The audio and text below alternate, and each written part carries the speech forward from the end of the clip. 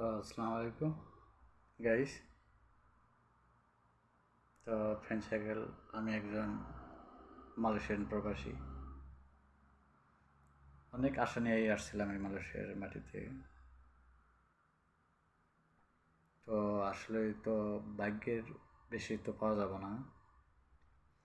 আমরা মালয়েশিয়াতে আসার পরেই মালয়েশিয়ার পরিস্থিতি অন্যরকম হয়ে গেছে।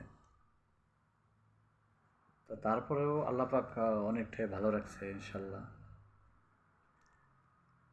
আমি যে কাজ করি প্রাইভেট কার গ্যারেজ, দেশে আমি সেলো মেশিন ট্রাক্টর এগুলার ইঞ্জিনিয়ার ছিলাম, এগুলা মেকানিক করতাম।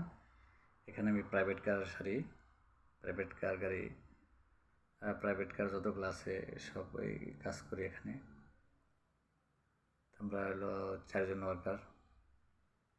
আমি একা বাঙালি, আরেকজন আরবিয়ান, আর 2জন মালাই। তো একটু ভালো আছে, সেটা হলো পরিশ্রমের কোনো কাজ না, বড় রুমের ভিতরে কাজ, ফ্যান লাগে কাজ করা যায়, বা কোনো ফোন টোন আসলে রিসিভ করা যায়, সমস্যা নাই, ডোন্ট মাইন্ড, বসে কিছু পায় না।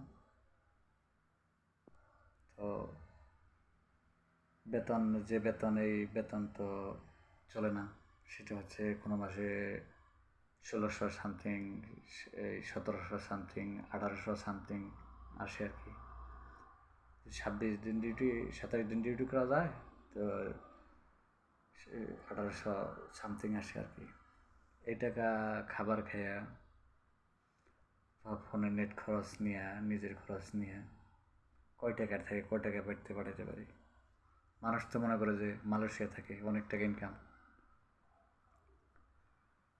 তো আমি দেশে থাকতে প্লেটটা দিয়ে ভাত খেতাম না, আর এখানে রান্না বাড়ি করে খেতে হয়। কিন্তু হ্যাঁ, আরেকটা একটু আরাম আছে, সেটা হলো আমার কাপড় চোপড় হলো বছর ওয়াশিং মেশিন কিনে দিছে, ওখানে সাবান ফাঁকি দিয়ে কাপড় দিয়ে দেয়, 1 ঘন্টার মধ্যে ধোয়াটা হয়ে ক্লিন হয়ে একদম চিপা টিপা পানি সব শুকিয়ে থাকে। এদিকে একটু আরাম আছে। তারপরেও দেখি যে মালয়েশিয়া যে পরিস্থিতি আছে, লোকজন ওই হিসেবে থাকলে আমি থাকতে পারলাম। আমি তো একটু শারীরিক দিক থেকে একটু অসুস্থ, আমি সর্বক্ষণ ওষুধ খাই, অসুস্থ হয়ে দেশেও গেছিলাম চিকিৎসা হইতে। এদেশে অনেক টাকা ভাঙছি, কাজও নেই। আপনি সবাই আমার জন্য দোয়া করবেন, সবার জন্য দোয়া করবেন, তার সাথে আমার জন্য একটু দোয়া করবেন যে আল্লাহ যেন আমার শরীর স্বাস্থ্যটা ভালো রাখে।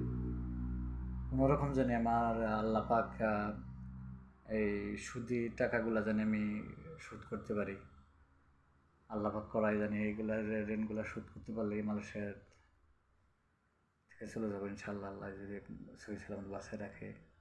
আপনি সবাই দেওয়া রাখেন। তো আসসালামু আলাইকুম।